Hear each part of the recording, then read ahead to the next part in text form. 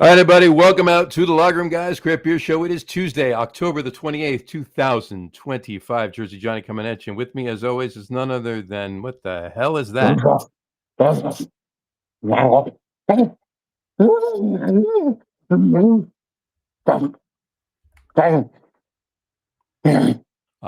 Guys, are you seeing this? Because I have no idea what the hell this is. Is that Dave? Is that you? What the hell is that? I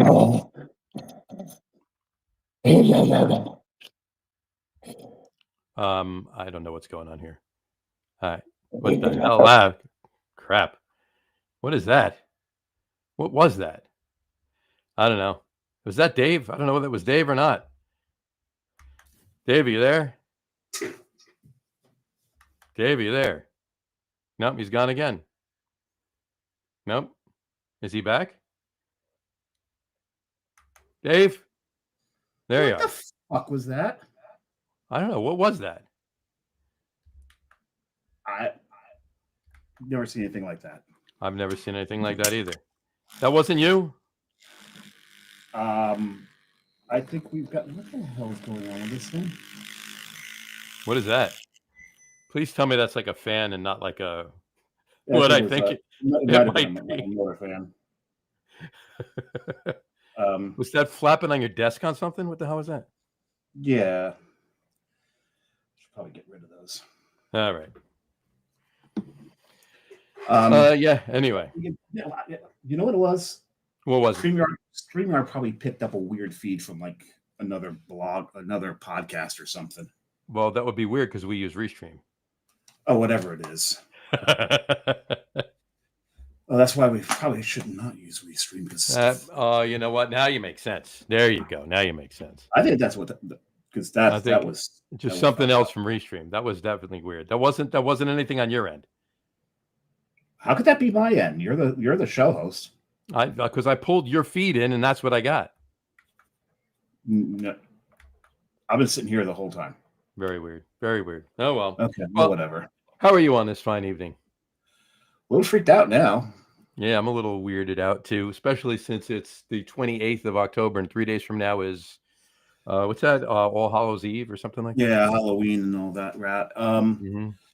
Maybe that's what was going on. Maybe someone was doing like a Halloween feed and that got picked up. They were doing some sort of Halloween thing. Something, you know what? It must be Restream. It must have been Restream because look at our names on the video. Yeah, it's all creepy, and you're all grainy as shit. Yeah, that's what I'm blaming it on. I'm definitely blaming it on it being Halloween and Restream doing that. Yeah, we'll go with that. That's what it is. That's what it is. Anyway, I'm thirsty. I'm thirsty. I think I told you I'm like kind of sick, so I'm gonna be like doing some low alcohol or not zero. Well, I say we get the guest on right now. Get our welcome guest on and start drinking, and we'll take it from there. How's that sound? Okay, how will we do that? All right, ladies and gentlemen, please welcome to the show, as always, none other than one of our besties here on the show, Mr. Al Gattullo. How are you, sir? Hey, what is that? What the? Oh, never mind. Never mind. Sorry. It's just that. Freak out. No, that was not another thing that happened there. No, that's just Al. Good evening, gentlemen. How are you? A little fucking jumpy tonight. Huh? Did you see that, Al? What was that? I don't know what that was. I was a little, it's a little odd. It's a little odd. Yeah, and the buzzing, I don't even want to make a comment. Maybe it has something to do. Yeah, yep, exactly. I stayed away from that one. Well, what you do in the privacy of your own home is none of my business. It's all up to you. That's right. It's all your. You do what you have to do. You do you. That's right. So. Well, that's really the point of it, isn't it? Maybe it's just psychosis playing with our minds because we were all up until like 4 o'clock in the morning watching. I was not. I was sleeping. I woke up. You slept during some of it and then woke up for the end of it. Yes, I woke up at the very moment that Freddie Freeman hit the home run, which was great. What's amazing is you watched the beginning of it, went to sleep for the night, right, and woke up and it was still on. Right. Right. That's impressive. I mean, think about that. That game started at 5 o'clock Pacific time. Yep. It was almost midnight before that game ended. That's a long, it's a 7-hour game. And impressed by the LA Dodger crowd that they didn't leave. Some left, but not everybody. I mean, it was shades of the oh God, why am I mangling his name at the moment? The home run in '88. Why am I screwing Kirk this? Gibson? When you see the brake lights of the cars as it hits the home run, the drivers are stopping because they can't believe they're hearing the call from Scully on the radio that they shouldn't have left, and are now trying to get back in. That's hilarious. But last night it looked like most of them stayed at the game and watched that thrilling ending. I mean, that was tremendous. Well, I'll be honest with you. I don't care how early I would have had to get up for work. If I scored a World Series ticket and that game was happening, I'm staying. Oh, of course, absolutely, of course. I mean, don't forget that was the last night was the night 39 years ago that the Mets won. Yep. Because today was the ticker tape parade 39 years ago. 39 years ago, yeah. It was and I remember I was at that game at Game 7, and it took me, by the time we left after storming the field and all the other nonsense or whatever, by the time we got on the 7 train to go home, it was probably 2:30 in the morning. So I think by the time I got home to Staten Island, it was maybe 4:30, 4:45, and then back up 2 hours later to hit the ferry again and take in the parade. So pretty wild. Insane. I was not that experience for anything. I did not watch, and I think you know the story. I did not watch Game 7. I listened to it on the radio because I was at the Giants Redskins Monday Night Football game. Right. That's right. But fun. Memories. Yes. Remember back when the Mets were good? I remember when memories. Remember when this was a beer podcast? Oh, that's right. Speaking of which, and we'll keep it sports themed. I am drinking a Dogfish Head Engine 19 IPA. Happy 91 Enigma. Yeah, this is happy. This is a collaboration between Dogfish Head and Garnett Hathaway, one of the Flyers, they're playing tonight, playing the Penguins actually. Proceeds of this beer, which is only available in where is it, in Philadelphia and Delaware, go to first responders. Okay. Which is very interesting because what is it tonight? What is it today? Today First Responders Day. Today is National First Responders Day. Happy National First Responders Day to all who celebrate. So Al is on point. On point, and also this was the glass that I got last week when I was at Swift Hibernian Lounge with Dogfish Head. They're both celebrating 30 years. Both one is a bar, one is a brewery, and got to hang out with Sam Calagione. Sam is a bar, but got to hang with Sam, and I have to tell you, what an event! A 75-minute on cask that was outstanding. 75-minute on cask. Yes, that's nice. How old was that? 120-minute. Oh, it was just smooth and just I could have drank 10 of them. They were so good. A 120-minute on a Randall of the hops that they used to make the beer. Oh, wow. That was off the charts. Nice. I mean, it was just insane. I had a couple of 30 minutes. They had some canned cocktails there, food, everything. It was a lot of fun. I have a feeling like. Hold on. So you had 4 hours and 15 minutes worth of beer. You just broke a rule. I just mathed. I'm sorry. Yeah, you interrupted me to math to break the rule. We're gonna ban you from the fucking show. I'm sorry. Jesus about that. Christ. Well, it's a whole thing, But I've got a question for Al because you go to a lot of DFH events here. Yes. Are you angling for that when you retire from radio to become like work for them? No. Okay, I'm just wondering. Drink with them. No, listen, I tell you, I have a lot of relationships within the beer community. Sam has been one of those guys who has just been a really, really genuine, nice guy. I've always treated Dogfish with a lot of respect. They do a lot of great things with beer and how they give back and what they do for the community and stuff. And they've been fantastic to me. So it's when I can get to some of these things, like this was something that Sam had personally invited me to before they had even advertised it and said, look, I want you to come and drink with me. And I said, absolutely, I will be there. And it's funny. They were raffling off prizes. If you bought a Dogfish Head beer, you got a raffle ticket, and they had a bike, they had lamps, they had all kinds of different things that they were giving away. And a woman won these 4 hand-painted pictures that were painted by Sam and his wife, Mariah. Oh, cool. She was one of the first people in 1996 or 1995 to have a Dogfish beer at Swift Hibernian Lounge. That's and cool. she was there that night. She won one of the first prizes. That was really cool. That is cool. That is really cool. Yeah. So, but they're good people. I mean, mind the fact that I have a tattoo of them on my arm, and I mean, it's over on that side. Let's see if I can. Yeah, Over there. there. I'm going to angle the camera down. There you go. There you go. So there you go. But Sam, you got that going on. I got my neon back there on the top of my bar. You're backwards too. You're backwards too, by the way. I am backwards, aren't I? I just realized that. Just occurred to me. How's that better? Now you can actually see what I look like. Where was that guy at the beginning of the show? No. I don't know. Is the camera better now? No, it's still grainy. No, it's still grainy as hell. So, what are you drinking there, Samurai? I ain't drinking Tiddly. I mean Tiddly. Tiddly. I'm drinking Tiddly from Fox Farm. You're drinking Tiddly. Nice. Fox Farm Tiddly. Very nice. Yeah. That is an English dark mild. Yep. I think I might have one of those. It says nitro. I did not do the hard pour to get it to do its thing, but the nitrogenate. So this is a 3.9, so that's nice. Very nice. Keep it low tonight because, as I mentioned, I'm a little under the weather. Mm-hmm. Sorry to hear that. Probably only going to have a couple on the show tonight. Sipping at that. I don't know. I've got a third. John knows I got a third one lined up just in case. You got a third one lined up. Yes, the third one is good. I have a third one. My third one's decent, but I'm going to crush through these because I'm super thirsty. But I'm drinking. Starting out with from Pittsburgh, Pennsylvania, House Fest beer from Grist House. Very tasty little fest beer there. Nice blue and white Oktoberfest flag label going on. A lot of the fest beers have been very good this year. I don't know what it is. I seem to be gravitating to them a little bit more. Very lighter and easier to drink than Märzen's. So yeah. And you don't get as because Märzen will give you a palate fatigue after like three of them. After a few of them, yeah. So yeah. Best beer, very little palate fatigue, and just keep going. Is true.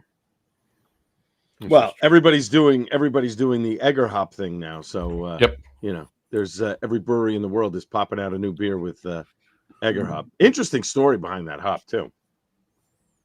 I found out from the folks at Twin Elephant that they get they know somebody who actually grows the hop down in New Zealand. They have an in with somebody, and I think it's investors that have invested in the crop, and so they get first pick when it comes to America from these particular people. I don't know what other breweries, and for those that don't know, the Egger hop is basically the hop that you get in Treehouse and Troon beer. So that's usually what they use for their beers. So that's what you're getting. So these other breweries are getting this hop, and they're spreading it out to other people, which I think is great. Let everybody take a crack at it and see what they can come up with. I mean, that's awesome. Autodidact is doing one. They did a collab with Twin Elephant. I think Twin Elephant is doing a reciprocal collab. The collab that Twin Elephant did with their Egger hop with the Test Brewing is off the chain. The Century, out of sight. I think it was sold out in less than a day and a half. I mean, just an amazing, amazing beer. If you're into that, 8%, big, juicy, sure, hot type. Used to be, yeah. I still enjoy it, but I can't have 12 of them. Yeah, right? No. I wouldn't drink 3 or 4 of them, in a sitting. But to have 1 or 2 while you're, whatever. I mean, Bakes did one, which Paragon actually just got on tap. Now they're carrying Bakes on the regular, which is I saw that was on. That was nice.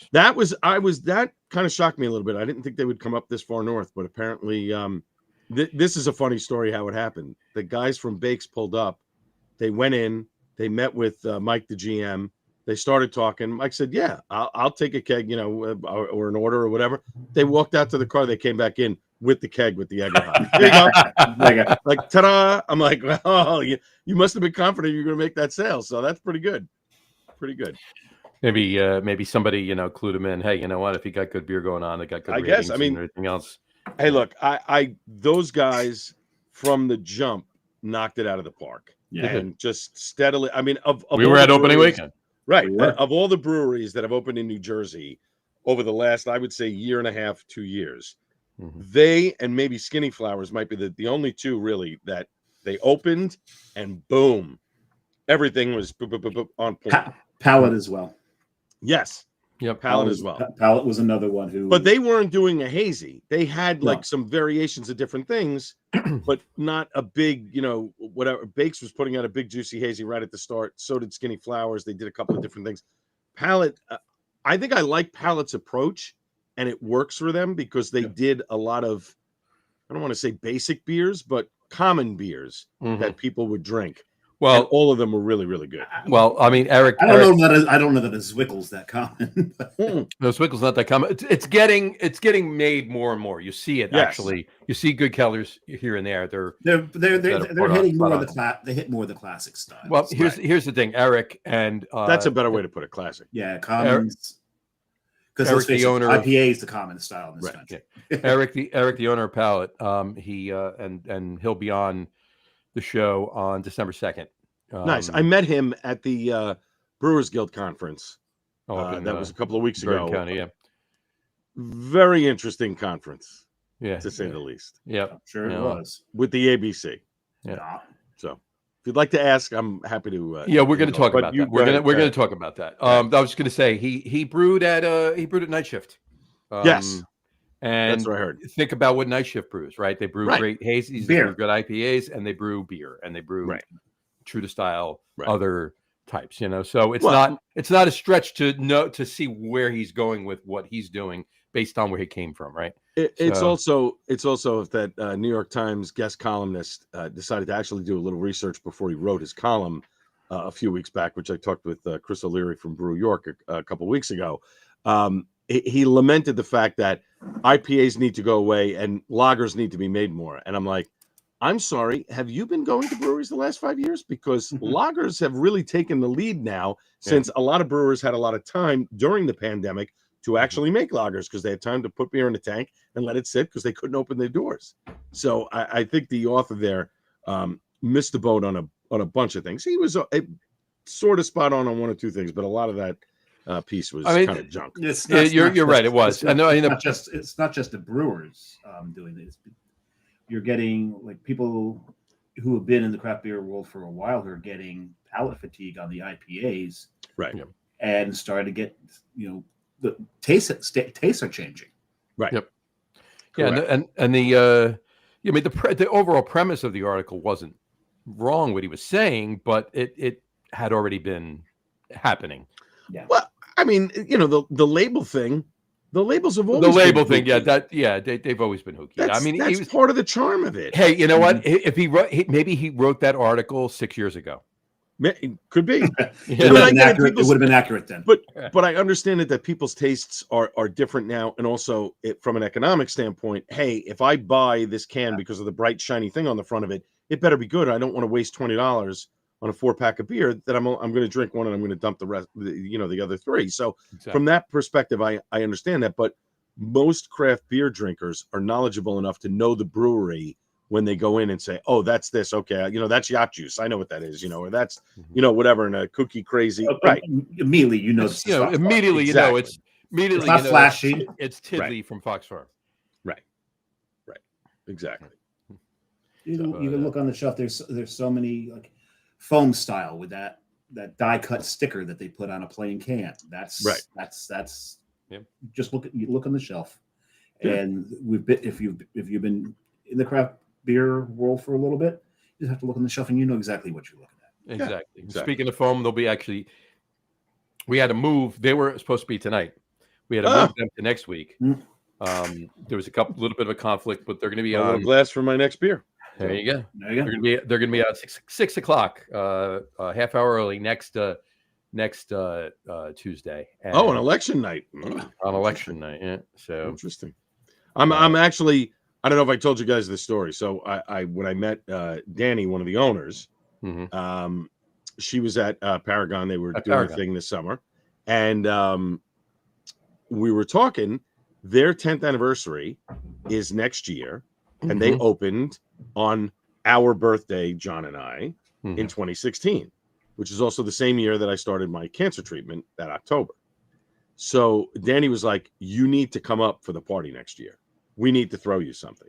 So I'm planning a trip for that weekend, whatever day the anniversary party falls on, and I'm going to go and we're going to party it up. So yeah.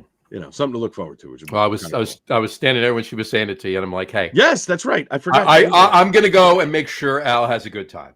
Yeah, you're not cool enough to be invited, John. Well, everybody's invited. The more the merrier. Just pay your own way. Right, exactly. Well, we'll see what Danny says on the show next week. So there, right. That's all. Anyway. Al who? Al who? Yeah. Al who? That fat slob who was, drinking all the beer? No. That was a good night, though. That was a good night. It was fun. It was a good night. Yeah. They brought some great stuff. I still have a couple cans that a friend of mine brought back. I still have a disco lemonade and something else in the fridge from. The disco lemonade was good. That surprisingly good. I was shocked. That one. That is, it's a kettle sour. It's a kettle sour. It's a kettle sour. Just very smooth, approachable. A perfect entry beer if you want to get somebody into sours. It really it was nice. Perfect for certainly a summertime beer. I mean, you can certainly drink it in the fall or winter, but it was definitely a summertime crusher. Sure. But yeah, that was fantastic. But yeah, I've got a few lined up. I'll have them next week on the show, as Dave will too. So that'll be good. But lined up. But yeah, so now we so I had, like I said, we were going to reach out to you for next week's show, but let's just flip flop them. So here we are, and the main thing, other than Halloween and what we've been talking about so far, for however long, it doesn't even give me a counter on this now. Oh, there it is, right there. Moved. It's different on this screen because I am using my laptop here because of technical difficulties with a computer that shall remain nameless. Nectarine. Nectarine. There you go. But the biggest reason is what Al you were referring to before was the Brewers Conference up in Bergen County, Hackensack, the first annual New Jersey Craft Brewers Conference. So, as you alluded to before, it was an interesting. Yes, so it was held over 2 days. I didn't go the first day. I was supposed to go the first day because the ABC was supposed to be there on day one. They switched to day two, so I said, all right, good, day two I'll go. But they started at 10 o'clock in the morning. I got out of work at 10, so I had to race to get up there, and I got there about 10:45. But they went over their time. They were supposed to be an hour. It easily went about an hour and a half, and Scott Wells had said next time around they're just going to slot them out for the entire morning because so many people had questions that they wanted answered that they really, some were not able to get to. And I have to tell you, these are two people at the ABC who the Brewers like to work with because they somewhat understand what's going on. But I have to tell you, they were very clueless about a lot of stuff. I mean, it's appalling to me when the Brewers submitted questions weeks ahead of time as to what they wanted to ask the people at the ABC. And some of it was spur of the moment, I have this or whatever. But a lot of it was already set up in advance because they had screens and slides and all kinds of stuff, et cetera, et cetera. And Bree Devlin, the executive director, did a tremendous job of putting this all together and getting the Brewers there and the vendors. Everything was wonderful. Right. But one of the big questions was charity beers. Like, how can I make a charity beer and give a portion of the proceeds to charity? This is something that's been going on now for not a year or two. It's been going on for 5 years. Right. Because as you guys remember, Jason from Icarus made that beer, signed the bill, Phil, and there was a big issue over it. Because on the website, I think it had where the proceeds were going, but on the can, it didn't have it. The ABC had a problem with it. And our dear Governor Murphy had a problem with it because it was poking fun at him. And so instead of taking it good-naturedly, he got angry and told the ABC basically, you need to drop the hammer on everybody with charity beers. And yet the ABC, when asked about this stuff a few weeks ago, did not have an answer. They were clueless, not sure. Well, you can do this if you want to donate the proceeds for the night. But it's how are you not prepared for that question when every single brewery probably wants to make a beer for charity to help their local, community thing or whatever it is, or people have come to them and said, could you make a beer for me for charity? And most of them have to say, no, I can't do it because of this restriction or that restriction. The ABC was not even prepared to answer that question. And to me, that's just, and then there was another question asked later on. I forgot what it was. I think it was something that Chuck Aaron had asked. And The woman's response was, "If I still have a job in January, I'll get back to you." Okay, that's not the response that you want to hear, because for those that don't know, obviously the commissioner of the ABC serves at the pleasure of the governor, and so do the employees. So obviously we're going to have a new governor next week, regardless of what side of the fence you're on. And so those jobs may be in jeopardy. Mikey Sherrill or Jack Chittarelli, whoever wins, may decide, I don't like any of those people in the ABC. They're all going. Get them out, put new people in. Yeah. Well, and so if they're clueless. Well, I'm just saying, how do you answer a question like that? To me, that was just wrong. That's just absolutely wrong. That's just and Mike Jones. This is all about me, not about your question. Exactly. And Mike Jones had the question or questions of the day, because he said, I'm going to rattle off 5 questions and then I'm going to hang up and listen. First time, long time. And he rattled 5 quick things off and then just, all right, I'm done. I'm not going to say another word. So he got the room a little excited with a little laughter. But it's just amazing to me that an hour and a half and these people did not have responses to a number of different things that these brewers wanted to hear. And so, well, I have to get back to you and this and that.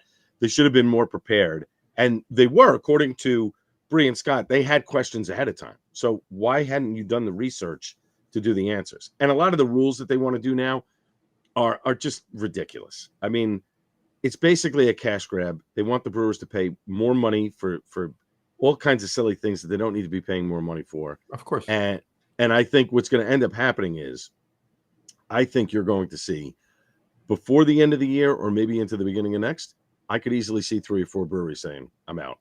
And I'm just not dealing with this. I could see more than that. You think it was a matter of them having that sense that they're lame duck? That why bother? Yeah, but here's the thing. But here's the thing. These are businesses that are continuing to run. Whether you have a job or not in January, that's irrelevant. These people are still open. You have to do your due diligence to respond to them, no matter what. It doesn't matter. You're still working right now. Still working. So answer the question now. Right. And by the way, this government in New Jersey is not shut down. It's working. No. So if you screw up, they're coming after you. But we know what they should be doing. But you think there was that sense of lame duck? So I don't know, because I think that these 2 women really care about their jobs. They were, passionate enough, but it just, I don't think they were giving up. I just think they were trying not to put themselves in a corner where they could be like, well, you said, this, and now you're telling me this, because that's another thing. I mean, the ABC is so scattered. There was a brewery, and I'm not going to mention the name, but there was a brewery that wanted to do an event, put in the proper paperwork, and then after they put in the proper paperwork, the date apparently changed to the following week. There was some screw up or something. They had to change it. So the brewery resubmitted the same thing, just changed the date, called them ahead of time, said, look, it's not happening on this date. It's happening the following week. It was rejected. Now, it's the same event. Nothing has changed. They didn't add anything. They didn't take anything away. All they changed was the date. The ABC said no. So again, what are you guys doing? The same ABC who gave a liquor license. Dartboard policy. Yeah. The same ABC who gave a liquor license, not to a brewery, a liquor license to a restaurant owner. A restaurant owner's wife. This guy and his 2 associates didn't really own the restaurant, but they ran it. Why did they not own the restaurant? Because they were all registered sex offenders. So the wife of the one guy gets the alcohol license, the liquor license. They open the restaurant in Keyport or Keensburg or whatever it was, run the business. The guy starts having underage parties at the place. He's a registered sex offender. What do you think happened? He was arrested.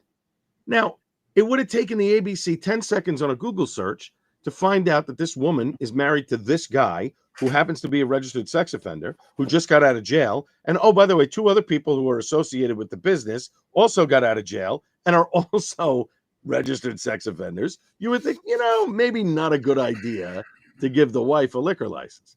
So I think the whole ABC is corrupt in and of itself, because they're overwhelmed and they don't know what they're doing. This is government money, of course. Yeah, but yet for breweries, they want to crawl up every single person's ass with a microscope. Mm-hmm.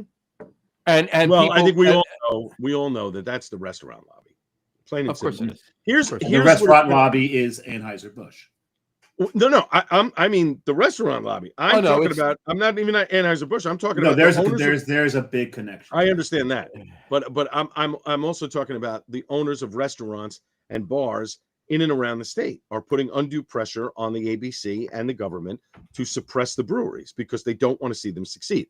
But more than that, I think it is going to take a governor, and I don't know if it's going to happen with one of the two that gets in here next week, or if it's another governor. It's going to take somebody, and I think Phil Murphy tried to do this, but he didn't have enough chutzpah to do it, and basically the legislature told him, you're not getting everything that you want here. However, he wanted too much at once. But I think he was on the right track here. You need a governor that has a sack that says, look, this is what we're doing. And he needs to get the legislature involved in it because they have to pass the law. But you have to go in and say, here's what we're doing. No more liquor licenses. The playing field is now leveled. You get a tax credit for X amount of years, depending on how long you've owned the business. If you've owned the business 50 years, you get a 50-year tax credit. If you've owned it 2 years, you get a 2-year tax credit. And you make it amenable to whatever the person paid that, those 2 years or the 50-year, whatever it is. It's a tax credit for however long. And there's no ands, ifs, or buts, but it's going to take the legislature to do that. The governor's not going to be able to just go in with a one swoop and say, that's it, we're going to do this, because he's not going to be able to do it by executive order. He's going to need the legislature to do it. And if one of these two get in, that should be one of the things on the agenda for next year. If you want to level the playing field, if you want to make it equal for everybody, that's how you do it. 100%. 100%. And that's the only way it's going to actually get to where it needs to get to. Because we can go back and forth with ticky-tack here and there, back and forth. No, we want this. Okay, we'll give you this. No, we really need this. All right, well, we'll give you this, but not that. Okay, and back, and that's just year after year after year. And again, back and forth. It's a tennis match. What's bothersome to me, and I think somebody needs to do this, and heck, I would do it if they would be willing. You need to take a couple of people from the legislature, couple guys from the assembly, couple people from the Senate, take them into Pennsylvania and New York. See how those businesses operate, the breweries, how they operate. Oh, they have cider. Oh, they have wine. Oh, because they have this, and this. And this is what you need to do to change the law in New Jersey. It's a simple thing. The laws that are on the books now in Jersey are over 100 years old. It's time to come to the 21st century. That's all. It's pretty simple. And again, most breweries don't want a kitchen. They don't want to run a restaurant. But I think a gentleman whose first name starts with the letter A said this once. He said, all I want to be able to do is to put hot dogs on a roller like in 7-Eleven and have them warm up. And then you have one while you're drinking a beer. What's the big deal about that? Right? No, I agree with the man whose first name starts with the letter A. You know what I'm saying? Like, but with those guys from the legislature you're talking about, you've got to do more than that. You've got to then let the state of Pennsylvania show them the tax revenue. Oh, right. Oh, yeah. So that 100%. They know that there's a positive for the state and the taxpayer. New York would be the perfect example. What are there? 500, almost 500 breweries in New York. Yeah. But if you took them to 3 of them in New York City, you don't even have to go into New York State. Just take them to 3 of them in New York City and see what they do and just see how they operate. I would take, what I would do? I would take them right over to where Wild East, Strong Rope, Finback. That right there. Block. Just 3 blocks. Gowanus and Red Hook. 3 blocks. Show them each brewery. Wild East doesn't have food, but they have food trucks. But they have a beautiful setting in a bar. You go to Strong Rope. They have a whole bunch of different things, but no food there. Chips and a couple other things. Walk down the street to Finback. Finback's got a full menu, full cocktails, this, that, whatever. You show them those 3 things, 3 different types, and you go. You could set up 3 different licenses if you want. You want to get money because you want people paying out for every little thing. You could do that. Create 3 licenses for breweries. 1 for food, 1 for just snacks or cider and wine or whatever, and 1 just to be a brewery. Just the regular one that they have is what it is. If you want, if you want another upgrade level, it to this one, right? And then that's a C, Class C license. Class B is and then Class A is that's it. Food, yada yada yada, food and look, I'd be absolutely fine. With all that other stuff that, like you said, the ciders, the wines, the cocktails, and everything else, make it just Jersey based. Like, I don't need to go. Like New York. I propose that. just Jersey based. I There's plenty propose of that. Absolutely. You have Jersey Fresh, right? Mhm. That's on the books right now, the whole Jersey Fresh thing. You turn it like you did in New York. In New York, you use 30%, or no, I think it's 40 or 50% or something like that of the ingredients. I think it's 50, I think, yeah. I think it's 50. You use 50% of ingredients from New York. You can call yourself a farm brewery. You can sell any New York spirit that you want. Now, in New Jersey, maybe you have to lower the threshold. Maybe it's 30%. Maybe the crop doesn't support it in the wintertime. Maybe you have to grandfather something in that, whatever. It's as long as you're using 30%. There's got to be a certain amount of during the year, then you can count yourself as a farm brewery. I think that would be a game changer for a lot of breweries because how many times? Who is it? The other day, Departed Souls, Brian Kolbacki had to throw people out because they wanted to buy cans of beer and open them in the brewery, which they were not allowed to do. And then apparently they were smuggling in alcohol. Mm-hmm. Now, again, if you have the ability to sell ciders and wine and spirits from New Jersey, game changer. Mm-hmm. Now you come in with a group of friends. You know, Timmy and Bob drink beer. Sally and Jill, they like wine. Okay, well, we got the best of both worlds here. And they've been to Loretta Winery a million times, or whatever winery that you get, and you're supporting Jersey beer. And guess what? Everybody makes money. Everybody makes money. Yep. Cidery's making money. The winery, the vineyard's making money. The distillery's making money. The state of New Jersey makes money. Right. And I contend for the restaurant people that listen or whatever and say that, no, that's nonsense. It can't happen, blah, blah, blah. Listen, the reason why people aren't coming to your restaurant is not because of the booze that you have behind the bar. Maybe your food stinks. Maybe you don't have a good enough menu. Maybe you're an Applebee's and nobody wants, or you haven't upgraded your decor in 55 years. Right. I mean, listen, there's some charm to that, but I'm just saying that, and for those bars that think, are still there. But what I'm saying is, for those bars in New Jersey that say they can't sustain themselves with Jersey craft beer or, craft beer in general, that's nonsense. Look at Cloverleaf, look at Paragon Tap and Table, look at Tap House 15. They all do a great job of curating beers and putting out great food, and they're fine. They're doing just fine, and they make money. Sure, is it a little less now because of the economy and the environment? Absolutely, but they're still successful. They're still doing very well. I mean, a shame Vagabond today announced they're closing, which is a shock in Atlantic City. Windcraft, that's right. Yeah, I'm sorry. And that's a shame because that was a great little spot right around the corner from the convention center that had great food and great craft beer. And another one that's that's losing out. But Tennessee Avenue Beer Hall, another great place in Atlantic City, it does a fantastic job with craft beer, and their food is good. And the aforementioned Vagabond, they do exactly. So you can make money. It's a question of how much money do you want to make. Yeah. That's it. I mean, if your food is good and your beer is on point and your drinks are on point, people are coming in. Yep. Plain and simple. Doesn't matter what it is. You're not wrong. You're not wrong. So, and even with the changing times of younger drinkers that are not necessarily drinking anymore, maybe they're not drinking beer. And I noticed Paragon is doing more THC seltzers and stuff, in their place where they're selling them. Maybe that is a little bit of the future of the craft beer business or how things are going to roll out. I don't know. I haven't asked Mike, how sales are with those cans and stuff. But if that's what it takes to get people in, then that's what you have to do. I'm talking from the restaurant standpoint. From the restaurant standpoint, the brewers, the brewers can't do it. Yeah, the brewers can't. And on a retail side, I will tell you that a good amount of data has shown that the overwhelming amount of purchasers of THC seltzers in retail 21 to 29 are soccer moms. Interesting. Yeah, very interesting. And James Harris. Well, James Harris is a soccer mom. I mean, he also has a medical reason why he's doing that. I can understand that. But in any event, in fact, the last time I was at Paragon was with James after he left you, Al, while you went to the Clark. Right. Yeah. Oktoberfest. Well, he took too much time at Twin Elephant. We were done. We ran to Wet Ticket. We had a beer, and then we skedaddled over. I drank 5 Peronis at the feast. I was like, oh my god. Is that what it was?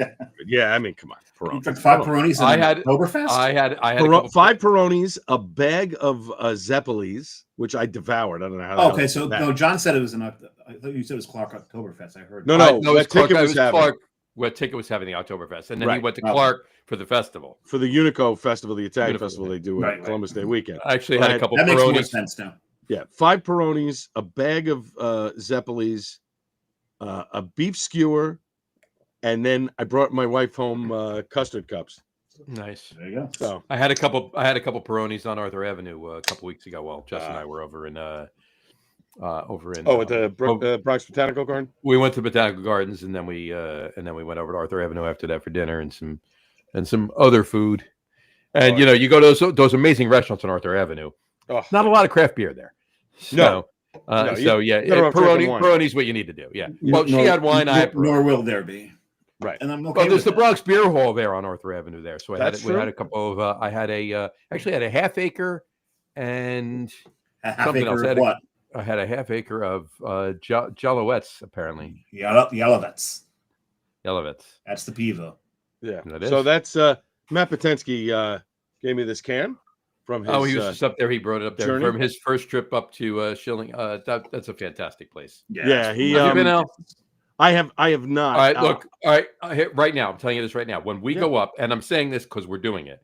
When we go up to Foam next April, it's an hour and 40-minute ride. We're going over to Schilling. All right. Tell my wife. That's all. Let's go. Yeah. Well, if she doesn't want to go, her and Jessica go do something else, and you and I can take the ride over. So. That's whatever. I mean, it's fine with me. But he when I was at Twin Elephant for the October for their Muskrug Fest, they had a what was it? A smoked Hellas and something else at Pivo, and he wanted me to pick, so I picked up a couple of 4-packs for him. So nice, very nice. Traded off a couple cans. Cheers. Cheers. And word on the street is that Twin Elephant is going to be doing another a redo of, not a redo, just another release of a collab that they've done already. So, I'm a happy boy. It's getting brewed again. Oh, I'm a happy boy because I have no cans left, so I need more. Oh my god, that beer was so good.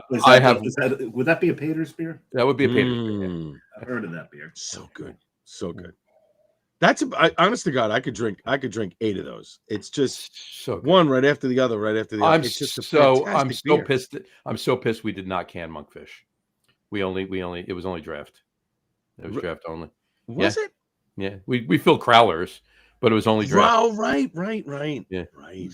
Oh wow. Yeah, it was only draft. That pissed me off. I mean, it wouldn't be viable now. I mean, yeah, you could still probably drink it. It's a year over now, but it was as long as it's kept, at the temperature, it should be fine. Keep it at temperature, you're fine. Yeah, but it's a Belgian, it's fine. But the Twin Elephant version it's the same recipe with Rabbit Hill malt, so New Jersey malt, and it's dry hopped.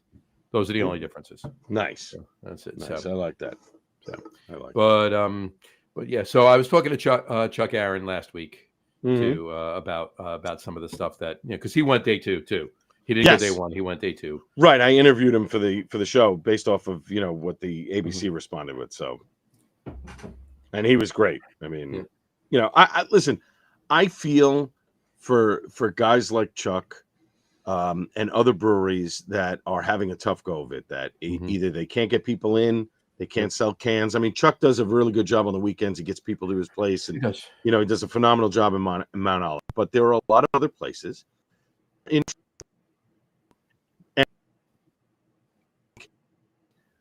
It's a couple of things. I think one, it's your beer. Yep.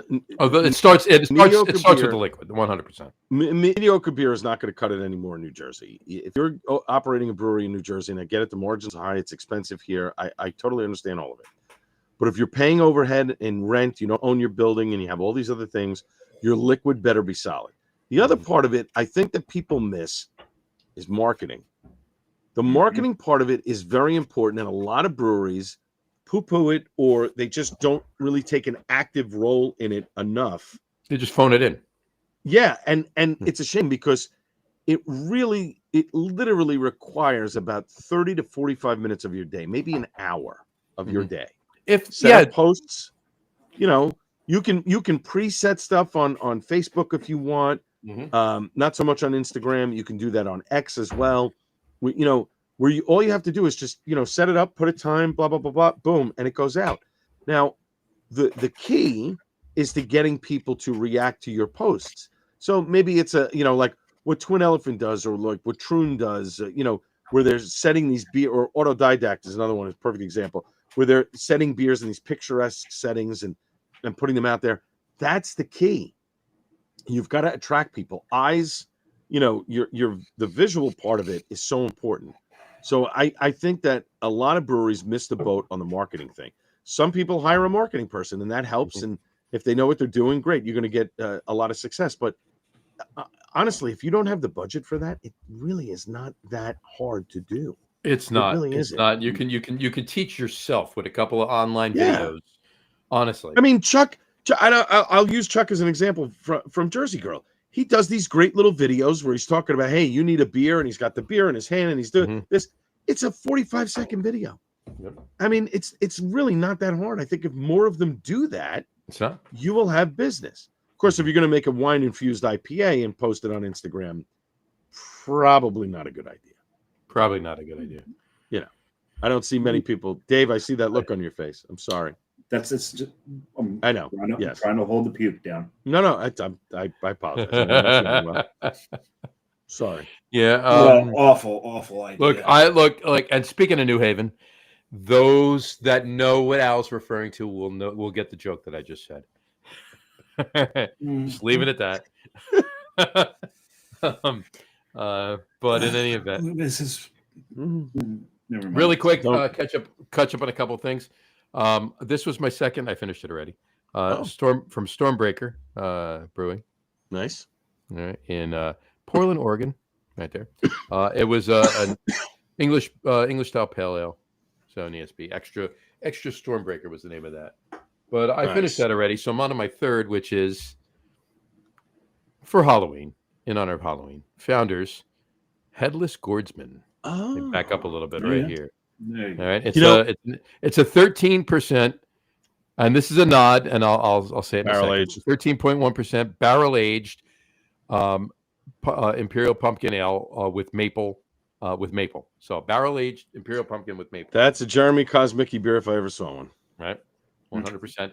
And a nod to the ABV of the 3 or 4 or maybe 5, depending on the night, beers level of ABV that I'll be having the next time Al is on this podcast. Oh, that's true. That's a good point. Oh yeah, that one. No, I don't. which will be Tuesday, December 30th. Okay, so I got it locked in. Yeah. So and maybe Dave will not pass out on this show. I not really. Well, you didn't really pass out. You were preoccupied. You just disappeared. That's just I was busy. I had other things. The two of us and Matt finished the show out. So. Yeah, it's all good. I had other things to attend to. There we go. And a couple of comments here. Vanessa Kitty. Hey, read that there. She says hi, and then she said she was busy emptying tubs from her storage unit. Now she has more time. Now more empty plastic. I can't even read it with that font. I now have way more empty plastic bins than stuff. There congratulations. That's good. That's something that does. New Haven, Virginia is in West Haven, so familiar with both areas. Oh, Virginia is in West Haven. I got you. Oh, no. New Haven. The VA is in West Haven. The Veterans Administration. The VA, yeah. And she said Maple's a plus. There you go. All right, we're caught up on comments. There you go. Okay. And it's a pretty beer. Color-wise and everything. Yeah, it's nice. It's all kinds of grainy. Even though it's grainy, it's still nice. I remember when Founders has like all but disappeared now. Like they really don't do a lot anymore in New Jersey, although somebody just had. Oh, who was it? No, Barcade just did a Founders tap takeover. Yeah. They opened. Barcade opened in the financial district, literally 2 blocks from me, downtown, and they did a Founders night. But it was weird. It was like on a Monday or a Tuesday. Like an odd night. They do those though. Barcade does those weird nights. But you know what it is? There are people that live down in the financial district now. There's a couple of apartment buildings and stuff. So obviously they're figuring they're going to get people after 6 p.m., 7 p.m. or whatever. And they were doing a whole KBS, CBS, because CBS just came back out again, which is off the charts. I may still have a bottle of CBS from a couple of years ago. I'm looking at one of my closets that I have some beer stashed away, and I think it's in there. They had sent me a couple of bottles. I put together bottles for a raffle for a giveaway at a high school reunion, and they knew that I was doing that, and they sent me 2 more. They were like, "Oh, no, we'll just send you 2 more." Really? Okay, sure. Yeah, I'll take them. Yeah, what the hell? I don't like that they're doing them now in 4-pack, 12-ounce bottles, but I get why. Because look, if you got a 375 milliliter, you got to share it with people. It's not something, unless that's the only beer you're drinking for the night. You're cracking it and really not, you're not able to retain the flavor and stuff. So if you have it in a 12-ounce bottle, it's a little bit easier to digest. No, 100%. And that's and I actually have 2 bottles left. I had 3. We opened one last year at an event. But I had 2. I have 2 bottles left of the 750s of the last 750 release in 2017. Right. So was that 8 years old? Yeah. Now. CB, that might be the best one that they make, that Canadian breakfast stout. I just love the flavor, the way it tastes. It's so good. And the only place I know that still does anything in New Jersey with Founders is the Cloverleaf, when they do the breakfast stout and they do the breakfast on the Saturday morning. That's it. So it's a shame because they were everywhere. They had so much stuff going on, and then they had all this turmoil and scandal and whatever, and they had to close the tap room in Detroit. The Grand Rapids one is the only one open again, and the 2 original owners I think are out now. I think Mahou owns it outright, and so San Miguel owns it outright now. Yeah, and so and San Miguel also bought Avery. Mm-hmm. So San Miguel owns Founders and Avery. In fact, not all, but most of the all-day IPA is brewed at Avery in Boulder, Colorado. That makes sense. Yeah. Well, but it gives a much bigger facility too. So. But yeah, and I think it gives Jeremy a lot more freedom to do a lot of crazy stuff that he wants to do at the brewery. So that that makes sense. And they completely cut Avery's. Avery had 800 beers that they did. They do 8 now. 8 beers. Well, that's smart. That's how you make money. Unfortunately, Old Jubilation was one of the ones they cut. Right. I saw that. Funny story about what was it? Last week they announced Utopias is back, which I love that it's back, but I hate that every 2 years, the beer that's illegal in 15 states coming up next. We're going to tell you about. Hey, come on, guys, enough. We get it. It's old hat now, but I love the fact that Utopias is 30% ABV. That they got it to 30. But the other part of it, which I didn't know, and actually was asking Sam about last week. When I saw him at this event, the beer starts in Sam Adams in Cincinnati. It then travels to Sam Adams's facilities in Pennsylvania, and then it makes the final journey to Dogfish Head in Delaware, that's where they bottle it, and then they send it up the chain. Yeah, is that right? So it never sees Jamaica Plain. No, really? Yeah. Wow. Interesting. So pretty wild. And Sam was like, "Yeah, they come in and whatever, and obviously some of the Boston beer people are there involved in the process, but he said it's pretty cool, the journey of how the beer goes from place to place, and then it ultimately ends up with them, and then they bottle it. So that's amazing. That's amazing. Pretty cool. I do. I'm getting a bottle. They are sending me a bottle. So very nice. I still have 2, 3. I'm looking 3 bottles. So I have 2 years ago. I have a little bit left of the 2017. And I think I have a full bottle of the 19 still left. So I had a full bottle of the 15. I don't need more. It never. I never opened it. It evaporated. It melted. Well, you guys going to do a dry January or not?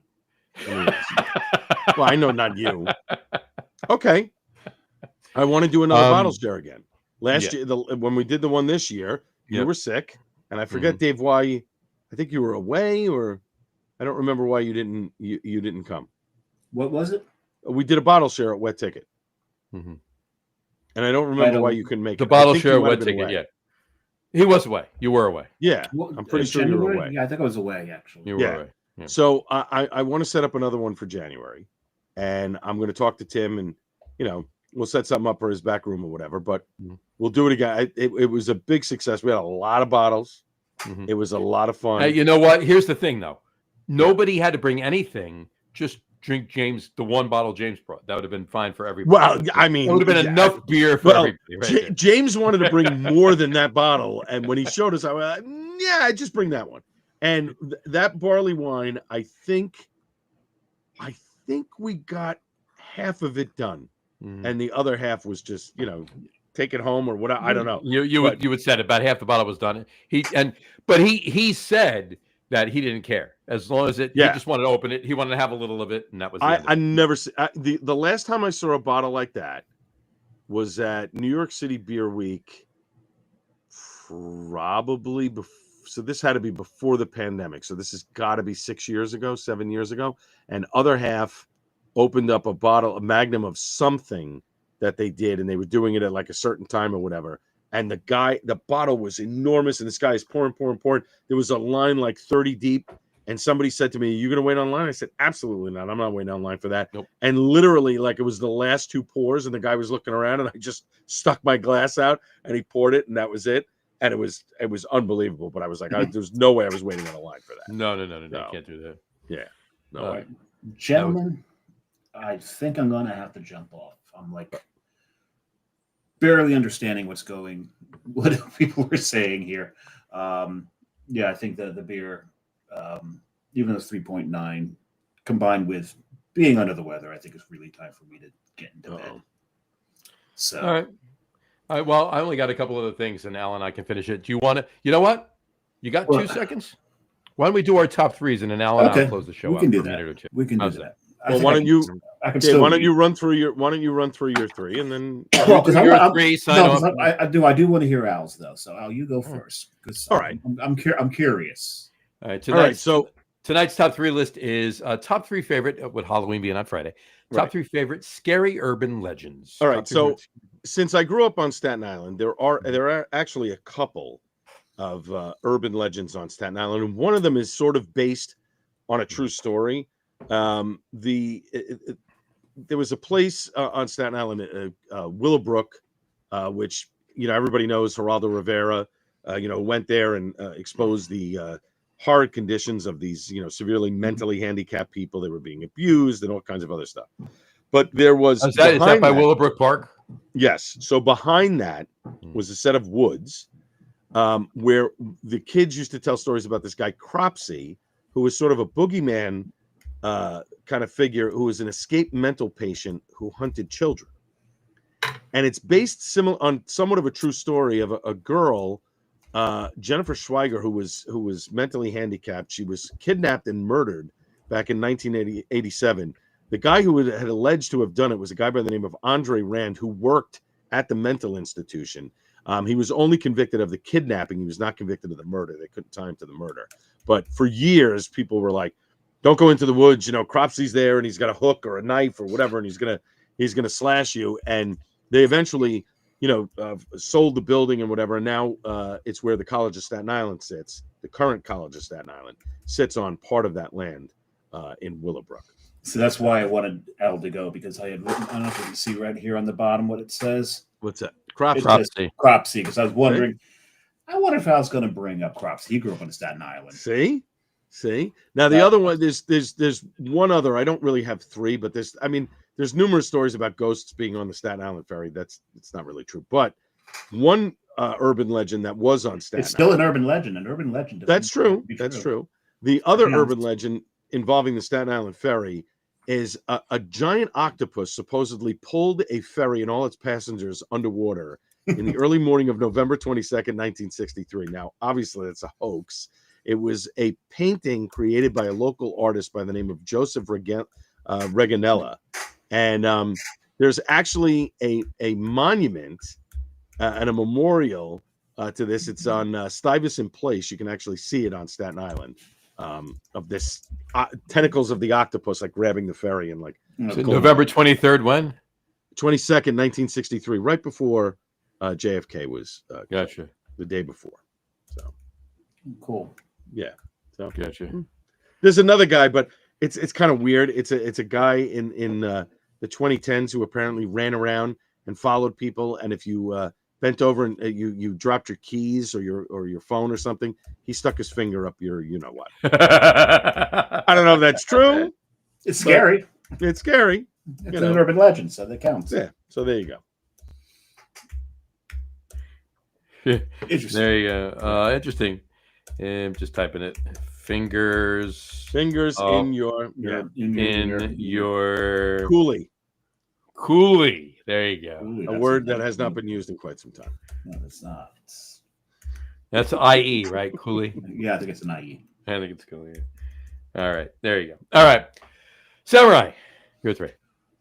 Okay, so I've got 2 from my home state and 1 from my adopted home state. So 2 from confusion and 1 from drunkenness. Drunkenness. So number 3, I'll do the Rhode Island one, Mm-hmm. and that's the legend of Mercy Brown. Mercy Brown, her family, was from it wasn't an affluent family, but they what started happening was Wait, the Legend of Murphy Brown, the TV show. Yeah, Murphy Brown, and but Mercy Brown, from the Brown family, people in her family started to pass away from what they call consumption back in the day, which we now know as tuberculosis, which is one of the few diseases that Brooklynites like because they can mispronounce it. Tuberculosis. At any rate, that's a George Carlin. Is that a George Carlin? I think that's George Carlin. Yeah. Yeah. At any rate, so her 2 older sisters and Mercy did pass away from it, and then the son, their brother, had got it, and so they're trying to figure out, that maybe it was the undead that was causing this because superstitions were rampant back then. This is like the early 19th century. And so what they did is they exhumed the bodies of the 3 girls that had passed. And the 2 older girls showed that they had decayed, as they should, but Mercy had not. And there was still actually blood in her heart. Oh. There was a lot of reasons why she didn't, sound medical reasons why she didn't. She was also the last of the 3 to pass. So it just hadn't happened yet. So, of course, they cut her heart out, ground it up, put it in an elixir, and fed it to the older brother, who then died 2 months later of tuberculosis. But, so the urban legend of it was that she was a vampire. And there's evidence that Bram Stoker knew of her and was influenced by it, but H.P. Lovecraft was definitely influenced by it. And The Shunned House was written based off of this story. Oh, wow. So that's one of my favorite. Now, and you can go, if her grave is not that far from Tilted Barn, as a matter of fact, it's in Exeter. So if you come out of Tilted Barn, Tilted Barn's in Exeter or North Kingston? It's in Exeter. Okay. So you come out of Tilted Barn, you make a left on that main road there, then you come up to that T intersection and you make a left. There's a church down there on the right, and if you go into the, you can't miss her grave because there's usually all kinds of things left at her grave for those who are really enthralled by the whole vampire thing. So that's cool. Yeah, that one's a cool one. So the other 2 are from Jersey. One is one's more northern Jersey, and then one's far northern Jersey. So you've got River Road, around the Totowa area, and the towns it goes through. And it's the White Lady on that road. Apparently, she had been hit by a car trying to cross the road. And every now and then she will, if you're speeding down that road, she will appear to get you to slow down. So that's many people have reported seeing her, but there's no evidence of it. But very similar to that is Clinton Road, up in way North Jersey, and there apparently is a little ghost boy, who died on that road, and apparently he drowned though. Mm-hmm. So Clinton Road follows along one of the reservoirs, and apparently he drowned in that reservoir. Well, no, he didn't drown in the reservoir. He did get hit by a car. He got hit by a car. He got hit. He got hit by a car. Yeah. Yeah, he got hit by a car as well. Apparently, he's not a nasty spirit. He will try to warn people. People have been pushed in the reservoir, because he thought they might be hit by a car coming around a bend, and he pushes them in the reservoir. It's also stated that if you throw a coin into the reservoir where he is, Off of the bridge, he'll return. Off the bridge, he throws it back up. You can throw the coin, or you lay down on the bridge. You throw the coin, it comes back to you. Yeah. That's cool. And if you're standing on the bridge, you're going to see headlights coming at you. Yeah, it's really there's a lot of things. There's nothing coming at you, but you're going to see headlights coming at you. There's a lot of things about Clinton Road. There's been Clinton Road over the reservoir. There's been all kinds of UFO sightings over that. So it just means that they're getting in some really good mushrooms up there. Yeah, just a few. Yeah, they're picking stuff in the forest that they probably shouldn't be putting in their mouths. Yeah. Because there's a lot of stories to come off Clinton, but I went with the Ghost Boy. Gotcha. All right, there you go. All right, so you do yours, and then I'll pop off. I'm gonna revamp mine a little bit because my three were taken. Cropsey, the White Lady, and Totowa, and Clinton Road. So, but I'm gonna revamp mine a little bit. All right, so I'm gonna throw Clinton Road up there as my number 3 because it was my number 1. All right. Okay. I'll put up there as my number 3 only because I kind of mentioned some things with Dave about the headlights coming at you and everything else. So Clinton Road's my number 3. My memory recall right now is shot as hell. So because you got to lay on the bridge, right? You lay on the bridge, you take a coin, you drop it off the bridge, and it goes down and comes back up to you, right? Now, let's go do that. Does anybody really want to go do that just to see if it actually happens? Right? Yes. Yeah. Why not? Let's go. Let's do it. Why not? Yeah, that's the other thing too. Let's wait till I get better. Yeah, when you feel better, we'll go. Well, we'll get in the car. We'll go. Jess wants to go too, so she's gonna have to come too. So if your two better halves want to come along, we'll make it a 6 party and we'll go up, whatever. But we got to do it. But in any event, that's my number 3. My number 2, I'm gonna revamp it a little bit. I'm not so much urban legends, but ghost-ish stories. All right. Okay. One is personal. My number 1 will be personal, which was going to be my honorable mention, but I'm going to make it my number 1 because it's a ghost story for Halloween. There you go. My number 2 is something that anybody could have known and might have done, and I certainly did it plenty of times, and that's the 208 route, New Jersey Route 208 South exit in Franklin Lakes to Ewing Avenue. Okay. If you go down this exit to the bottom, and it's from 208, you're going downhill. Okay. Oh, I know to Ewing Ave. When you get to the bottom and you hit the stop sign at the bottom of the exit ramp, you put your car neutral and you roll backwards up the hill. It happens. Oh. Mm-hmm. There's 2 of those in New Jersey. That's one of them. Mm-hmm. The other one is in Jackson, right near Coney Farms. Okay. And there's Coney Farms during Halloween season runs a haunted village, okay. And it's called Haunting at Gravity Hill. Yeah, Gravity Hill. Yeah, I mean, in Franklin Lakes, it's called Gravity Hill too. Yeah, so they call them both Gravity Hill. Yeah. So I mean, I've done the one in Franklin Lakes 100 times. I've actually had people, you put it in drive, but you put it in reverse before you put it in neutral and you roll backwards. No, I put it in, I pulled back up, put it in neutral. Right. Got out of the car. I said, okay, you get out, get in. I'll jump out. You jump in. I'm leaving it neutral. You just sit there. And there they went back up the hill. Oh my God. It's insane. Yeah, it's claimed that both of them are just really optical illusions that you're. It actually is. What it is the road, the highway actually goes up, but it's so much of a slight incline that you can't even tell it's an incline, and the exit ramp is almost flat. It's a little bit of a decline, but when it gets to the bottom, it's a slight incline. But because Got of the it. way the highway is, Right. it looks like it's still down. So when you start rolling backwards, the rest of it, it's a little bit of an incline. You start rolling backwards and everything is flat, so you keep going. That's what it is. So it's an Nice. optical illusion. That's what it is. Nice. For both. All right.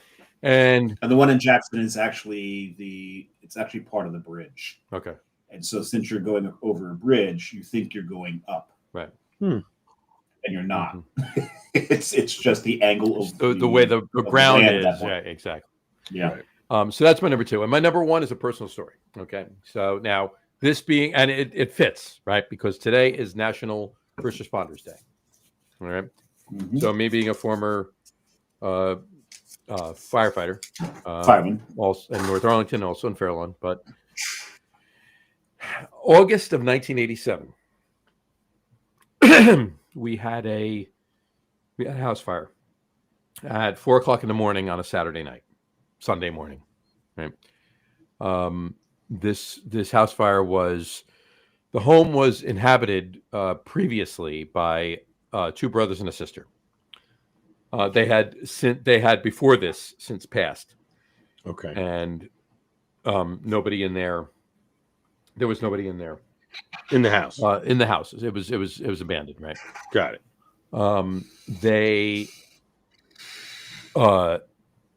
The house went up that night.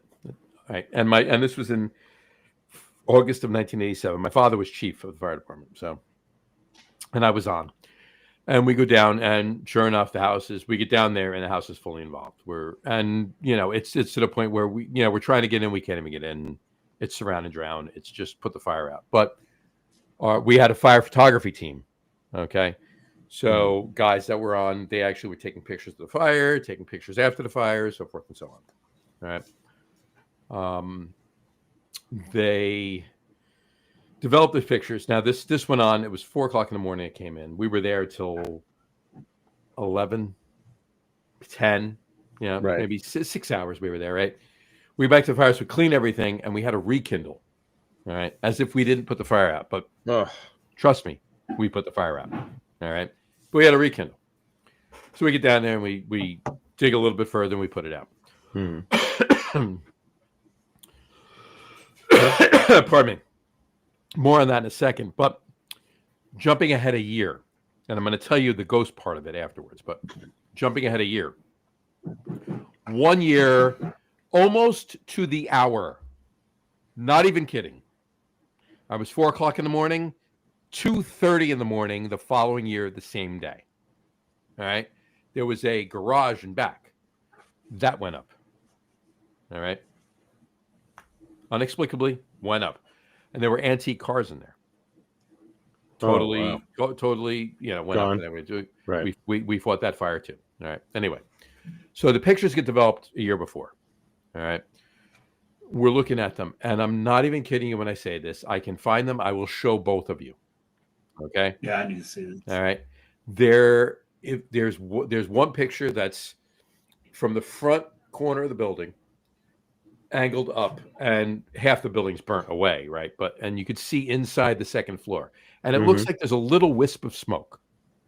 All right, this is it's out, right? This is in the morning. Yeah, looks like there's a little wisp of smoke. If you zoom in on it, I'm not even kidding you. This is not even an exaggeration. The smoke looks like a man with a beard and a fire helmet striking a match. Oh, wow. And there's another picture from the back of the house at a window on the second floor. All right.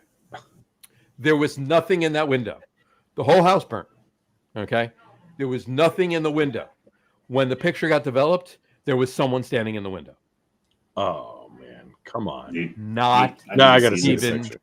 kidding you. That's I will crazy. find them and I will show you. Not That's even kidding crazy. you. There was nothing in the window. There was someone standing in the window and the picture got developed. So as the story goes, all right, the 2 brothers and the sister, they had all passed away before this. All right. They had no heirs. 0 heirs. We found $40,000. First of all, let me back up. They lived in squalor. Okay. They didn't have heat. in the winter, we got called there for chimney fires. We got called there for smoke detectors going off, right? So Right. we knew of the building. We knew of the house. We knew of the people, right? They in the wintertime, they had no heat on. They literally sat in the house with blankets wrapped around their feet and wrapped around so they can keep warm and everything else. They had, and this is 1987, so $40,000 today is a lot less than $40,000 but still $40,000. In 1987, they had we found $40,000 in cash boxes wrapped up total. Like they had cash in the house. They didn't spend it. They hoarded it. Right. They had antique cars in the back. Nothing. Never sold them. Never sold them. They had no heirs. The state got everything. Yeah, that's what happens. That's what happens. Right. Wow. Yep. So wow. So that's my ghost story for the year. Right. That's a crazy story. I got to see that picture. I will find them. I will show you. Yes. I know my father has them. I have them somewhere. I will find them. I will show you them. That's a cool story. Well, gentlemen, that is my clue to leave you. Clue or Q? Oh, Q. Q. Be Q. Yeah. Q. Yeah. There's got to be a clue in there. Dave, feel better. Brian Boak, before you go, Brian Boak just got off a meeting with a team in Japan. Translating back and forth was crazy. First beer he's having. Northway Brewing. Is it a shitty beer? Yeah, it's a shitty beer. Hope it's not that shitty. Right. SHITI. Shitty beer? All right. That's a shitty beer. Yeah. Maybe it's shiitake. It's probably shiitake. There you go. All right. I will. Well. All right. Talk to you later. Dave, you feel better. See you next. You got to feel better, Dave. Well, Al and I will finish the show. Thursday. You got it. All right. You got it. Hey, yes, Al. Sir. I leave it to you to rate his outfit. Okay. Will do. I will rate my 1 to 10. Good night. Good night. There we go. All right, it's me and you now. There you go. That's it. Yeah, I'm not even kidding about that story. That's a crazy story. I do have to see that picture, though. I want to see that picture. I will. There was nothing. Picture. There was nothing in the window. There was someone standing in the window, and that's that crazy. Wisp of smoke. You zoom in on it. It's a guy. It's a man with a beard and a fire helmet. An old school fire helmet. Like one of those. Right. Really pointy. Yeah. I mean, we had pointy ones and everything, the New Yorkers and everything, but this is like the 1800s pointy, striking a match. Like they didn't want anyone else to get it. We're out of there. We got to do something to get whatever. Right. That's impressive. It was really scary. And the funny story. Okay. Mm-hmm. So I'm in there. We get the rekindle that I mentioned before. Right. So we get back over there. It's a small. It's just there's a little bit of smoke coming up, right? Sure. And it's in the upper floor. Now there was this cast iron tub on the second floor, and everything's burnt away, and we're all there, right? Right. So, we're in the first floor. We're in the living room, all right? And they're fighting the fire upstairs. We got a line. We're pulling some ceilings and everything else, and I'm standing there. My father's in there too. He's chief, but there's enough done, so we're inside, and I'm leaning up against something in the living room, and my father's standing there, and I'm talking to him, right? Mm-hmm. And we hear this. I'm not even kidding. We hear this. Boom, boom, boom, boom, boom, boom, boom. Not the quite Jaws, but low notes. Right. I look at my phone. I'm like, what the fuck is that? What's going on? Anyway, long story short, this goes on for about 5 minutes. I happen to turn to my right. My friend Charlie is around a wall, leaning in. I didn't even know it because it all burnt away. I'm leaning up against the piano. Wow! He's reaching his arm in and hitting the notes. Oh, that's funny. Oh my god, that would freak me out in the middle. But I didn't even know I was leaning up against the piano. Otherwise, I would have figured out what the hell that was. Right. So that was that. But yeah, no, that was very freaky when those pictures got developed. Shout out to Jimmy Miggett. He was the one that took the pictures. Wow. That was scary. We were all of us were like, oh my God, are you kidding me? We couldn't be feeling the same way. And then, like I said, a year later, Al to the hour, almost an hour and a half prior to that, it was 4:00 in the morning when the first year. A year later, 2:30 in the morning. The barn in the back with the antique cars went. Wow. And it was sitting there because the state didn't do anything. They were searching for Sure. kin. They were searching for, whatever. No, nothing. So they hadn't taken, ownership or possession or whatever of Right. anything yet at that point. And then that went. So makes you wonder. Yeah. And there was, we investigated it. We couldn't come up with Up with anything. Nope. That's crazy. Yep. That's crazy. So That's crazy. spontaneous combustion. There you go. There you go. A couple of just to catch up on a couple of comments here. Vanessa said smaller packaging with a higher price. I'm not sure if that means the shitty beer or something else. The Triscuit box is soon to be smaller than my gloved hand. Were we talking about a Triscuit box? She might have said something earlier I missed or something. Oh no, Maybe. she didn't. No, I don't know. But anyway, Brian Boak said his second beer is Lost Colony Hatteras Red. I've had that, Brian. I had that with you at one of the Giant games last year. That's fantastic. That's a great beer. Excellent. And he said that's the name of the beer. There you go. So cool. While this font is cool, it definitely does not help with the reading of the so, I got to tell y'all, this is very good. Is it? I'm enjoying this this Pivo. This is really, really nice. I don't even know what I have a third beer in the bag. I think it's a Screaming Hill, but IPA because I was there a couple of weeks ago picking pumpkins. But you went to went to the farm next door? Yeah, they do a tremendous job. Brett and his family do a tremendous job with the pumpkins and stuff every year, and they have Christmas trees there, and it's what he has done there, and now building the other barn that's actually going to be their production, and they're putting tanks in and all kinds of stuff. It's going to be phenomenal. His output is going to be even bigger. I mean, he's really doing a fantastic job. Good. I'm glad. I haven't been out there. I mean, I can be there in 20. I can be there in 25. Yeah, you should go. It's so like it's one of those things. You go on a Friday, you get a couple of beers, you sit on an Adirondack chair, and you just take in the whole view. It's fantastic. It's great. I agree with that, but unfortunately, on a Friday, I'm closer to you than I am to here. Yeah, no, so. I know that. I know. But yeah, that is what it is. But yeah, there's a lot going on. Sorry about that. Hit the mic. There's a lot going on. Just to wrap this up. We're entering. I mean, we're in one of my favorite parts of the year, beer wise. Right. But we're entering like an even kicking it up a notch level for me. All right. So I mean, pumpkins and Oktoberfest and. When the brown ales start to come out and and everything else, I'm happy. That's beer season for me. It's kicking it up a notch for me. Right. But once we hit the winters and the holidays and the Christmases and the for anybody that's been listening to this podcast, damn well where I'm going with this next. The fresh hop ales. Yep. All right. I can't wait to get my hands on some Celebration, and I know that a guy that can get some. I'm going to get some. I'm going to have some on Friday. Oh, I'm good. going to have some Celebration. Nice. However, here's my thing. Firestone Walker, I think, just came out with their 29th anniversary ale. 29th. Yep, 29th. Yeah. And I have 2 bottles every year dating back to 2017 of Celebration, right? Of Firestone. Of Firestone. Oh, yeah. So yeah, and I got a couple extra of a couple of years, but I saved 2 bottles at minimum of every year from 2017 up. 2016 and before, they're gone. We know why. Anybody listens to the podcast, next week on the podcast will be the 9th anniversary of my fire. Wow. Yeah. Oh my God. 9 years. So 9 years. But yeah. But be that as it may, right. We move forward, right? That's it. Whatchamacallit,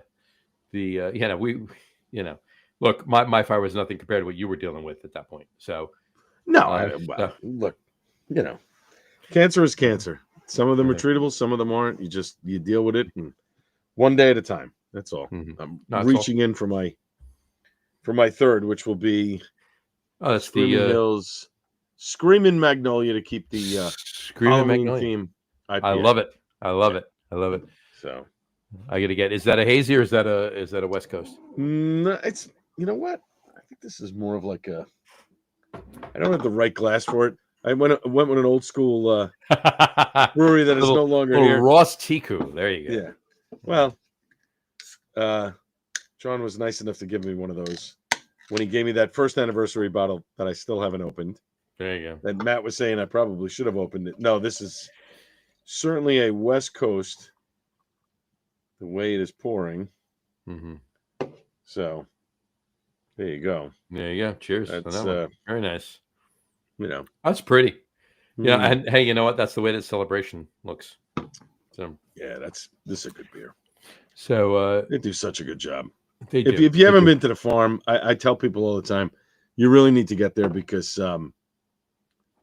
Brett and his family, it's phenomenal. The fact that the farm has been sitting there for 165 years or whatever it is. Long time. And their farm at one point had extended into where the current Great Adventure Six Flags sits.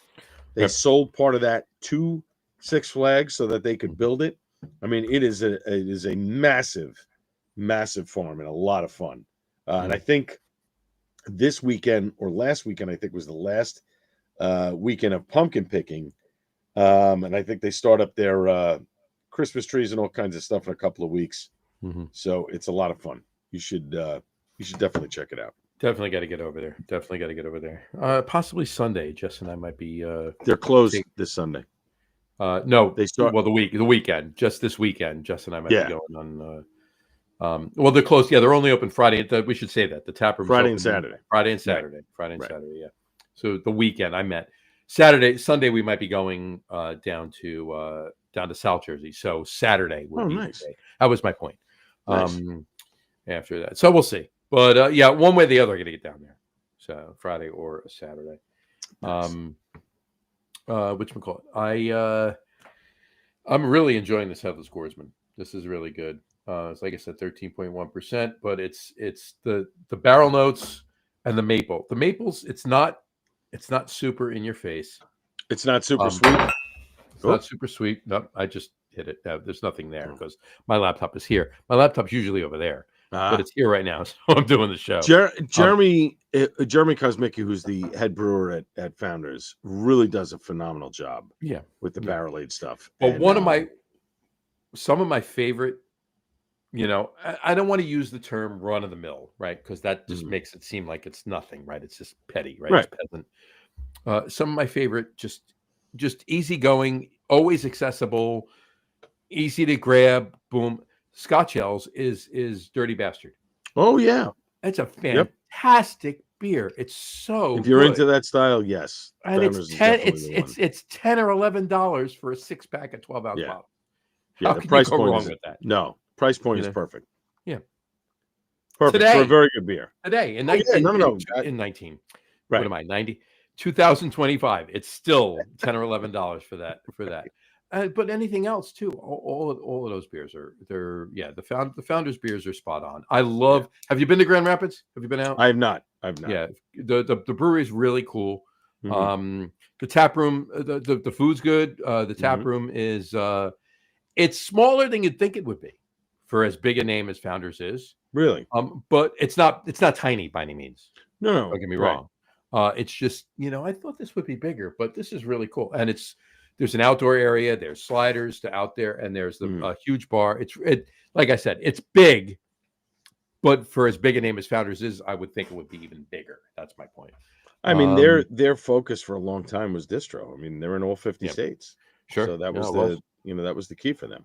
So I could see them sacrificing tap room size to get their distro out there. To get the distro out there.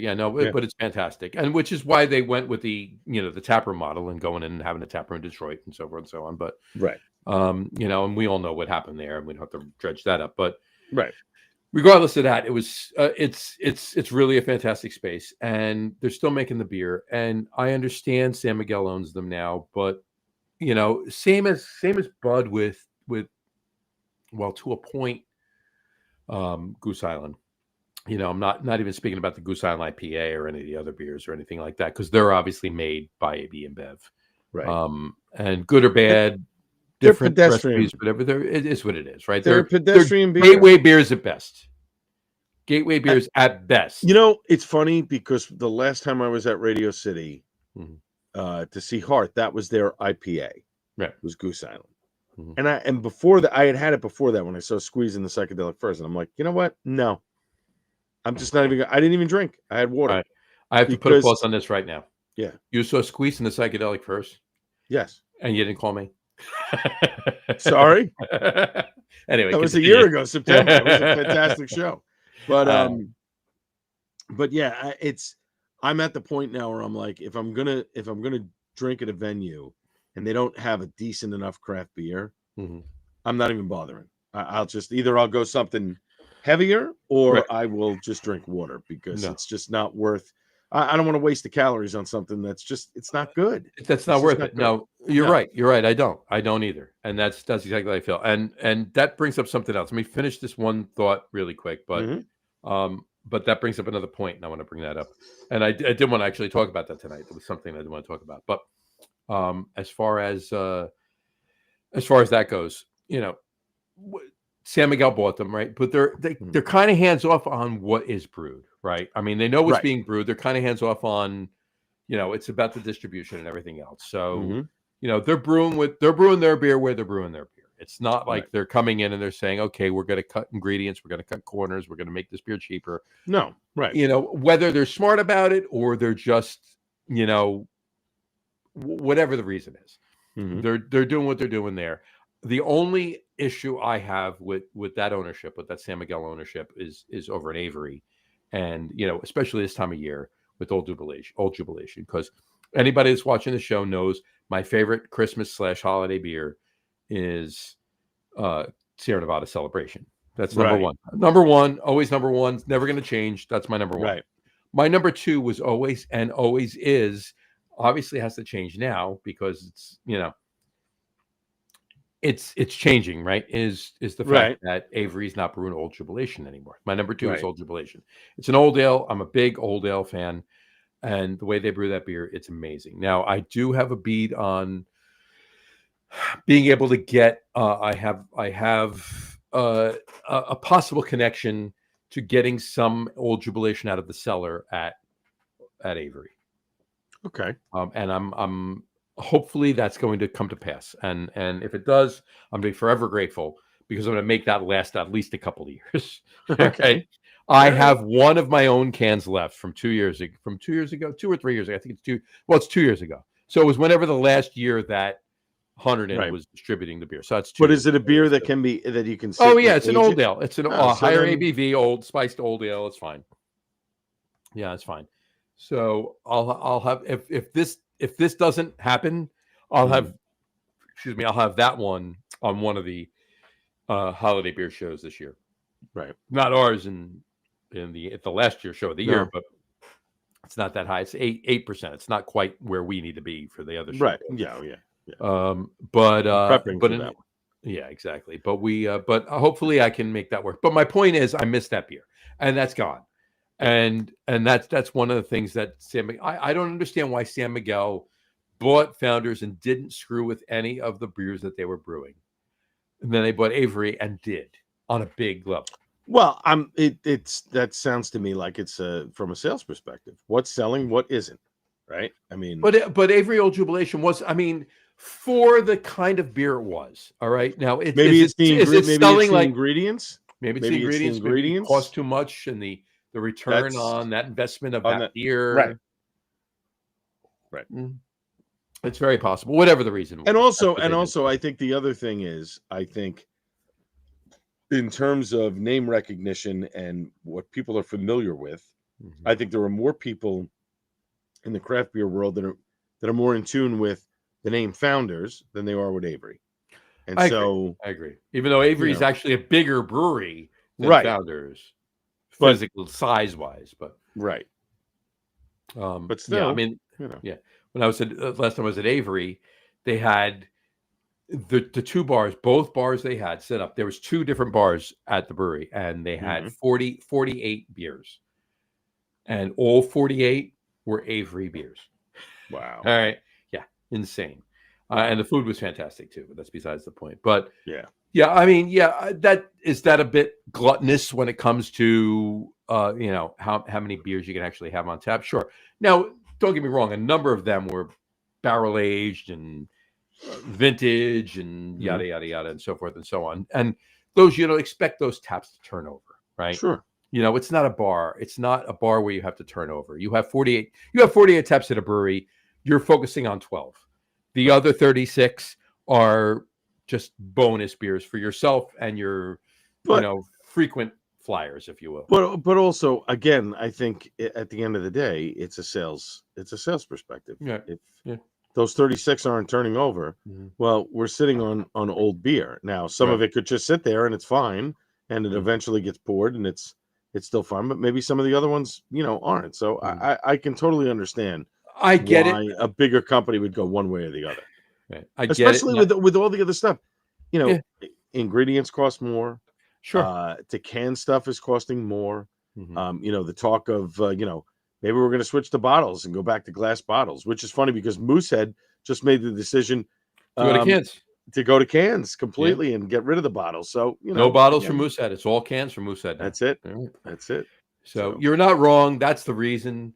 I think it was probably a combination of that, more so that, but anything else. But not only that, but also the fact that they could actually take some of the tank space at Avery and use that to ramp up Founders. I think they find Founders as a more viable brand to put out there and make money with than they do Avery, and it's a shame because Avery made some fantastic beers over the years. Yes, they did. And but the ones that we all know and love are the high ABV beers that no brewery is making a lot of money on. Right. And it's all about that bottom line. It's all about the number crunching and the math that we don't do on this show, right? So, exactly. No math. No math on this show. That's it. We got it. Doug Smith just commented, Rush added more dates, 16 more and counting, Johnny. Al, you know what? No, I didn't get tickets. Let's pause on. I'll bring up what I want to talk about, and then we can wrap up the show. But all right, let's pause on what we were talking about. I was on the pre-sale. Okay. And Doug knows this. We talked about it last week, but I was on the pre-sale, and I went on. I was like number 3,240 or something like that. Yep. By the time they even were approaching 2,000. The only tickets left for MSG, because obviously I'm not buying a ticket for Los Angeles. I'm buying a ticket for New York. The only tickets left, the only seats. Go lay down. Sorry, I had to yell at my dog because was that the dog? Or, no, it wasn't your wife, right? It was the dog. No. She's all the way upstairs. Right. She's already laying down. She's already laying down. Right. That's right. But the cheapest ticket left at that point was like $2,000. Now I had prepared myself beforehand. Okay, I'm going to spend a bunch of money. I'm going to see, right?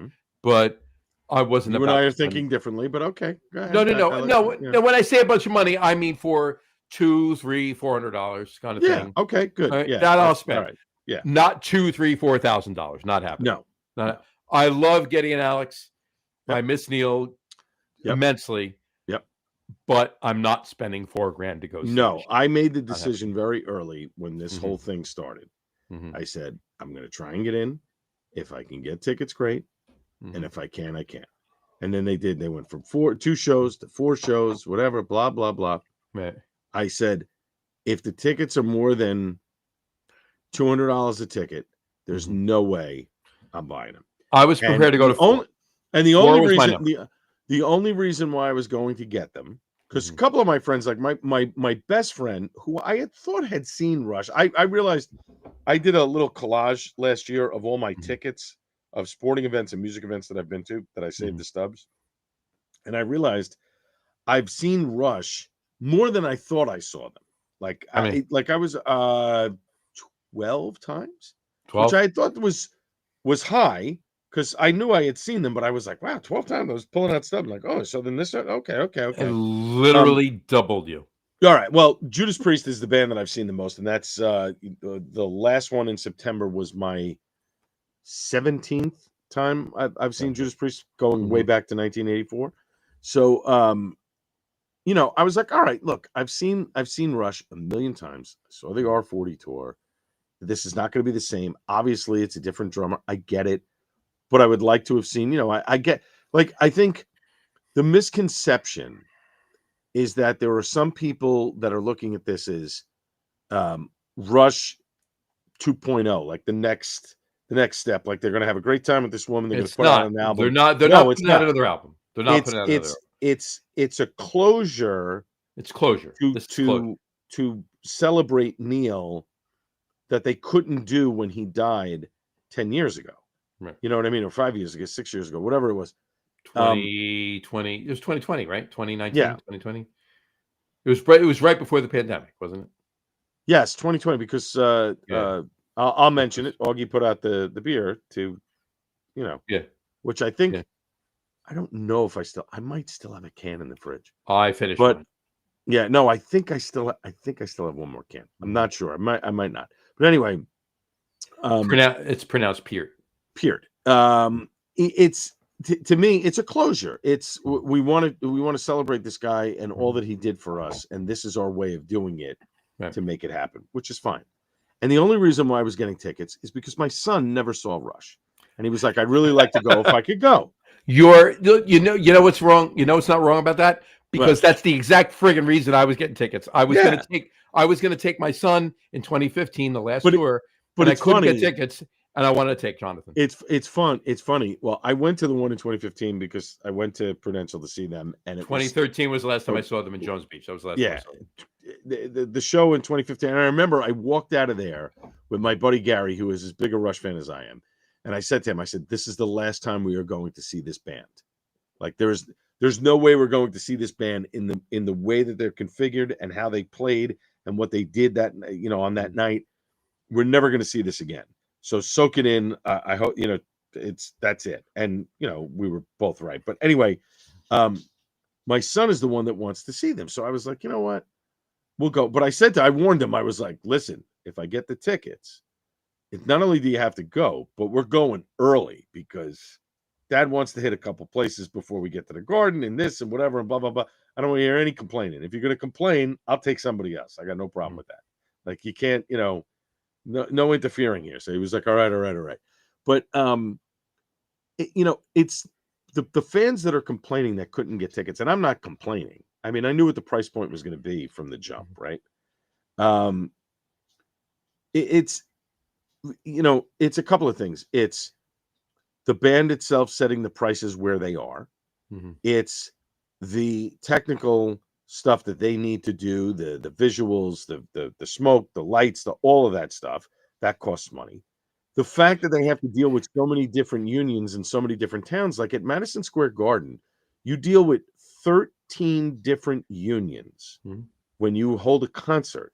Whether you just have 5 pieces and there's no lights and and smoke and whatever, or you have a full pyrotechnic display. It's 13 different unions. Everybody gets their cut. So by the time the band is actually getting a piece of the pie, it's minuscule. Like the Who said the reason why they didn't tour for years in America, for the last couple of years, and they did this farewell thing, is because if they run 20 dates in America, they don't start making money until date 15. That's after paying everybody else. Everybody else gets their money, and by the 15th show, they get their money. And if a show is canceled because somebody's got COVID, somebody's sick, somebody this, that, doesn't matter. They get paid first, then the band. Take it easy up there. By the way, those are my favorite headphones. Those are the Sony. Oh yeah. I've had these. These are 25 years old. I just redid the cushions because the cushions were fading, and these are the best. My when I had my studio back in the early 90s, I had like 12 pairs of those, and they were my You can get these, but they're not the same as they were back in the day. Yeah, right. The acoustics are not the same. But it's a shame. I would love to go and see them, but the tickets it's becoming now where the tickets are so outlandish and they're so expensive. I'm gonna tell you this right now. I did look. I did look with Jess last night. Right. They added Philly. Yeah, I saw that. And there's some seats that are a little more reasonable. What's more reasonable? What's more reasonable is it's kind of hitting in the middle of where I was. Okay. But it's a little higher than where you were. Yeah. So but it's I'm still like, am I doable, going to you take an know? hour and a half drive and spend $1,000 this year? My wife would kill But me. we can if I go spent we that kind of money. we can go we can go to Human Robot Pose and over No, to right, Monks first. So right, you know, right. No, so no. it could But be a good day. And you still haven't been to Human Robot, have you? no, I have not. I We have have not. to go That's down there. true. So Yes, yeah. but I'm just saying, it's just But like but hopefully we get there before that because this is a year away. So we But can right, but here's the thing. So I'm going to see Wolfgang Van Halen, his band Mammoth, in a couple weeks at the Wellmont. saw I them paid last year. It's fantastic. $45 a piece for the Mhm. tickets. Mhm. He's a fantastic band, and it didn't cost me an arm and a leg to see him. I'm going to see Joe Bonamassa in Red Bank Joe's in great. end of February or beginning of March or whatever it is. I paid a little bit more. All right, so I paid $115 a piece for the tickets. I'm okay with that. I've seen this kid since he was 17 years, crushing it. So I'm okay with paying that kind of money. But when you get to this level, like Iron Maiden tickets this week, on Friday they're playing over at that Sports Illustrated Stadium where the Red Bulls play in Harrison. I want to get tickets because I love the bands that are playing. I love Pantera, I love Megadeth, and I love Iron Maiden.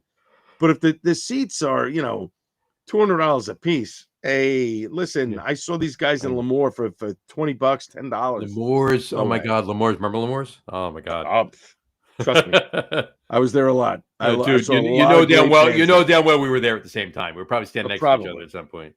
Probably, but But saw a lot of great bands there for $10. I have my Manowar ticket stub still. $10 I paid in 1986. I got to be honest with you. Do you? I saw the Rush Roll the Bones tour in 90. I guess it was 91, right? 91 or 92. 91. Came out in 91. It was the tour was 92. Score 92. That's correct. Yeah, that's correct. Hold Your Fire in 87. I saw it. Hold Your Fire was 87. Yeah. Yep. My first one I did not see. My first tour was the Signals tour. That was my first tour that I saw. I love that. I bought that 40th anniversary album, two-sided with the two different album covers, whatever. That's still one of my favorite. Signals and Grace Under Pressure. I know I'm gonna get grief for this as a Rush fan, but Signals and Grace Under Pressure are two of my favorite Rush albums because they're so themed. Yep. Signals immediately brings me back to my grandmother's house in the 80s when I used to just sit there in the summertime and listen to Signals. And Grace Under Pressure reminds me of every nice. Grace Under Pressure reminds me of every post. I got 4 of them here. Oh, that's Presto. Oh, is that Presto? Okay. That's Presto. And Hold Your Fire. I had that book. I have it somewhere. It's buried in a box somewhere, but I have that program. I just literally happen to have it right here. I just pulled it out before. And Counterparts. Oh, there you go. Counterparts. So Grace Under Pressure brings me back to every post-apocalyptic, story or that was told about nuclear war and stuff. And obviously, the album itself is an allegory of his parents, Getty's parents, being in concentration camps and stuff for the enemy within, and Red Sector A and all that. Red Sector A, yeah. So good stuff. Yeah, it's fantastic. All right, I think we have to wrap this up because I think my guy has to go outside. Your guy has to go outside. Yeah, exactly. Yes. But I was just going to say, for his daddy. For Roll the Bones, I had a guy. People have guys. Now everybody has sure. Well, Ticketmaster is StubHub and whatever, StubHub and everything else. But I had a guy back in the day. I sat in 92. I sat front row center on the floor. Wow. Front row center. I to the point where during Spirit of Radio, Getty used to do this during right. For a while he was just clapping his hands, right? For a couple of tours he was just clapping his hands. Right. I'm standing there, he's right in front of me, and I'm like this in his face, and he looked down at me, smiled, and started doing this. I'm like, yes, right. I got him to do it, right? That's awesome. You know how much I paid for that ticket in 1992? $150. Yeah, that sounds about right. $150. I sat front row fucking center. I remember from a scalper. I had a guy from a scalper. I remember when Scott Muni played Roll the Bones on WNEW for the first time. Like the album had come out, and he was like, "All right, we got some new music from Rush. Here it is, Roll the Bones." Yep. And he dropped the Drop the needle on the record, or at that point it was the CD. So good stuff. Drop the needle on the CD. Yeah, exactly. That's right. Gotta love it. Just put them away. Mhm. All right. The only other thing I was going to say really quick, and we'll wrap up Yes. the show. The only other thing I was going to say is that you were talking about buying beers at a stadium, buying beers at a concert, whatever. Right. Doug Valecki. Yes, I've seen his beer blog. Yep. He's not even working for Revolution anymore. That's correct. He's just doing His own thing. his own thing now, right? He one of his newest blogs is that there's a lot of sporting teams too. Specifically, he was talking his latest one. He's talking about the San Jose Sharks. Okay. It used to be where the Giants, the official beer of the Giants is Coors Light, or the official beer of the Mets is, well, back in the day, Rheingold, right? But, right. One whole beer. Now they've actually parsed it out. The official domestic beer, the official import beer, the official craft beer, right? So they've done that, and the San Jose Sharks are working with a local San Jose craft brewery. So I think that's amazing that that's actually happened. That's awesome. That's very, very. It never happened here, but that's awesome. Right, exactly. That's never. Yeah. They never want too much money. Right. Look at Magic Hat and the New Jersey Devils. That's look at Departed Souls does a beer for a Devils podcast, gets a cease and desist from the Devils. So right, exactly. Just trying to promote the team. Nope, can't do that. So. Nope. Well, exactly. Can't do it. I get it. Anyway, all right. Well, on that note, though, Al, thanks for coming on. Thanks for sticking around longer than Dave. Appreciate it. And hold on one second. Let me put these up really quick. Brian Boak did say he's trying to get Rush tickets in a box. Brian, if you do, let us know the price. Al and I are interested in 4, depending on the price. Okay. If you can do it, I'd be interested. The 2 of us and 2 offspring. Yes. All right. So I'd be interested for sure. And actually, it's 5 because I've already been told that one other person who has the same name, who shares the same first name as you, wants to be included in any Rush ticket purchases. Okay. But we don't. That name shall remain on an alt side. On alt side. Right. No. Fair enough. Nobody will know what that means. But anyway. Then he also said, third beer, Full Steam Coffee is for closers. For closers porter. Very nice. Yeah. Very nice. And he said Glenn Ross. Yeah.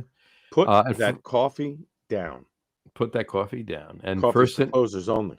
Closers only. And Brian said, first and only Rush concert was 80 or 81. Too long ago to remember. 80 or 81. So if it was 80, it would have been permanent waves. 81 would have been 80 would have been permanent waves. 81 would have been moving pictures. Yep. Yeah. 82 was my first. 82 was Signals. That was my first. Yeah, that was my first. Wow. Cool. Yeah. So that's awesome. But that's fine. And I know a friend of mine actually his first was 78 was Hemispheres. And he saw him at the Palladium. Yes, that concert you can get on YouTube. Yep. There's somebody that's been putting concerts on YouTube, and I subscribe to YouTube Plus because I use the player a lot to listen to music. And there's somebody that is putting concerts up of various bands. I have like a bunch of Rush stuff that's phenomenal, and a bunch of Judas Priest stuff from like early 80s at the Palladium, 84 in California, and some of them are garbage. The sound is garbage, but some of them, the sound is fantastic. Like the guy recorded it right off the board. Unbelievable. I always remember one. I saw Hold Your Fire 3 times. I saw them on Monday at Meadowlands Arena. Okay. I saw them on Wednesday at Nassau Coliseum, and I saw them on Friday at MSG. Yeah, Friday was the one I went to at MSG. We ate at Beefsteak Charlie's. I still have the stub. So now I don't know if you remember this. I don't know where you were sitting, but I was way upper deck. I was on the floor. Okay, I wasn't up front. I was probably like 12 rows back or something like that. But I was on the floor, and some girl loved Geddy Lee, and she was up in the front, and she threw. It was either a teddy bear or roses. I think it was roses. she threw, while they were playing Subdivisions, she threw them at Geddy Lee. Okay. It hit him it hit him it hit his bass, and then it came down and hit the keyboard and triggered some syncopated, sample, right? And he immediately shut it off. Like, so it was a quick fuck up or whatever, but it was because she did it. She was right in front of us, and she just tossed them, and it went flying, hit him, and came down. That was that's great. But that's great. The Sunday, I don't remember that, but that's great. The Monday concert, they were supposed to play Sunday, and Saturday night was supposed to be Frank Sinatra, Liza Minnelli, and Sammy Davis Jr. Oh, wow. And the band, for the three of them, forgot their sheet music.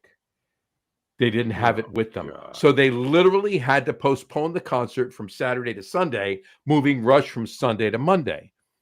So on Monday, when we were there, right, they come out, they play 3 songs, and then Geddy starts talking to everybody. And he says, he's talking, blah, blah, blah. He says whatever he says. And he says, all right, we have about 3.5 hours of music to get to, and we're going to get right to it now because we don't need any sheet music. That's great. That was awesome. That's great. Loved it. That's cool.